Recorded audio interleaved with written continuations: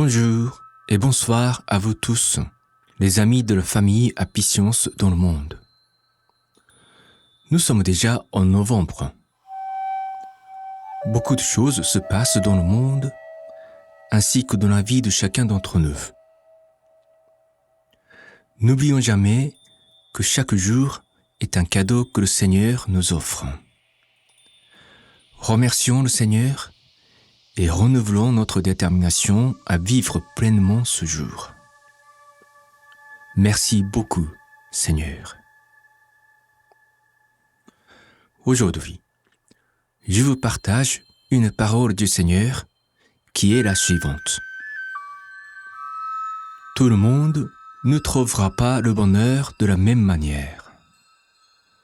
Le bonheur se trouve dans le fait de faire épanouir des fleurs propres à chacun. C'est une parole que j'ai trouvée dans la conférence de Maître Okawa intitulée « L'art de travailler à la Apicience ». C'est une parole profonde, plus qu'un énoncé poétique, quand elle est prononcée par le Seigneur El Cantare, le Créateur de nos âmes. Chez Apicience, il est clairement révélé que toute créature porte une certaine volonté divine. Tout existe, parce que le Seigneur El Cantare le désire. Rien n'existe dans cet univers sans sa volonté. Vous, vos amis et même vos ennemis, tous existent selon sa volonté. L'existence de chacun est une manifestation de sa bénédiction. Et chacun n'a pas été créé de la même manière.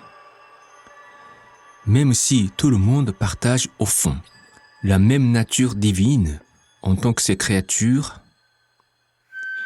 il nous est pleinement autorisé de vivre et de nous réaliser de la manière unique à nous tous.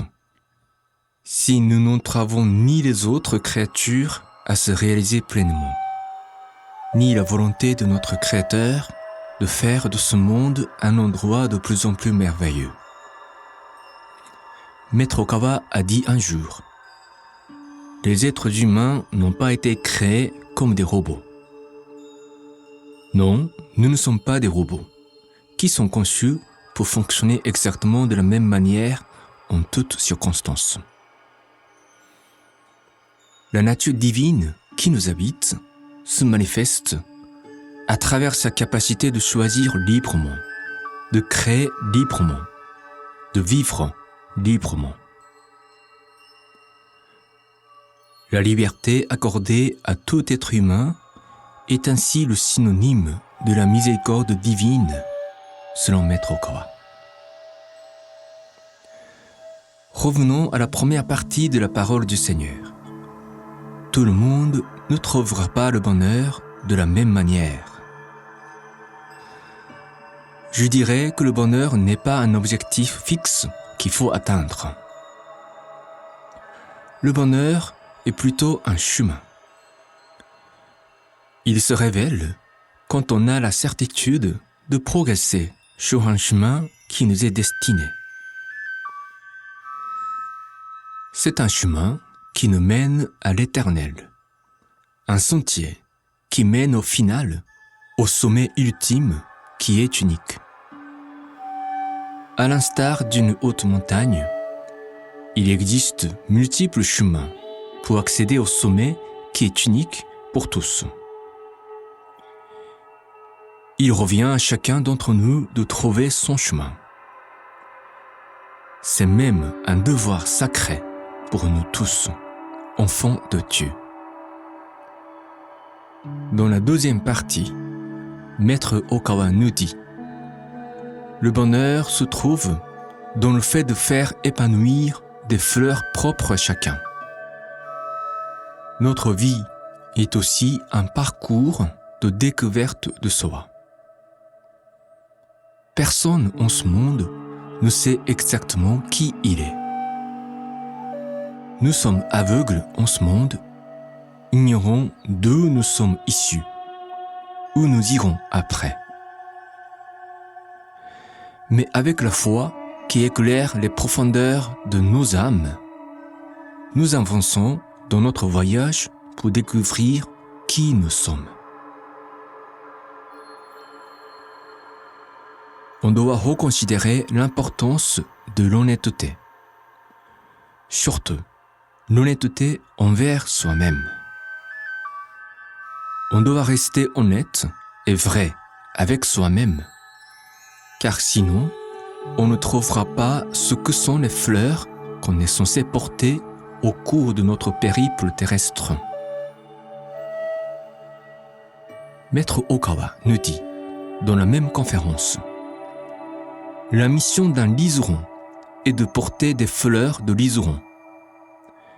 Mais si un liseron espère désespérément devenir un tournesol, c'est la jalousie qui le gagnera et le fera souffrir. Il est courant chez nous tous d'envier les autres. On envie quelqu'un qui semble être doté des talents et des compétences qu'on n'a pas nous. Les yeux sont placés sur notre visage pour faciliter l'observation de tout ce qui est autour de nous, mais ne sont pas très doués pour nous contempler nous-mêmes. Mais c'est dans une contemplation profonde que nos yeux spirituels souffrent, nous permettant de nous observer et de connaître à quoi nous ressemblons en réalité.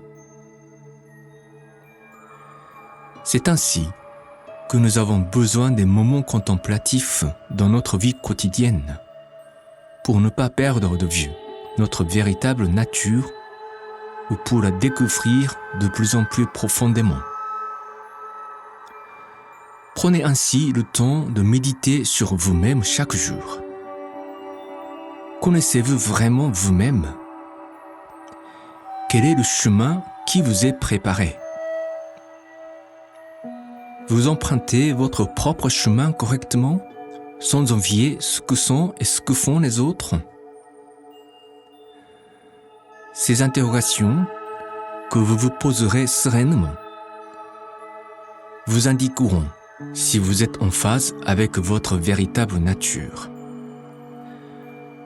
C'est là qu'on ressent le bonheur, la joie d'être soi-même, qui est une valeur qu'on ne peut pas remplacer par d'autres choses.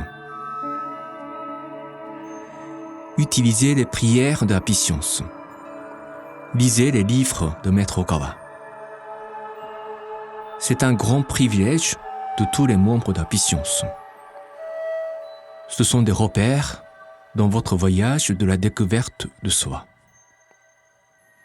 Et si l'occasion se présente, n'hésitez pas à venir au temple de la patience pour y passer des moments de méditation. Vous y sentirez une sérénité et la lumière divine qui éclaire mieux votre chemin. C'est tout pour aujourd'hui. J'espère que la réflexion d'aujourd'hui vous donne une occasion de revoir votre façon d'être et de vivre, ainsi que votre concept du bonheur dans la vie, en ce début du mois de novembre. Je prie que chacun de vous continue de demeurer dans la lumière et la puissance du Seigneur El Cantare. Passez d'excellentes journées et à très bientôt.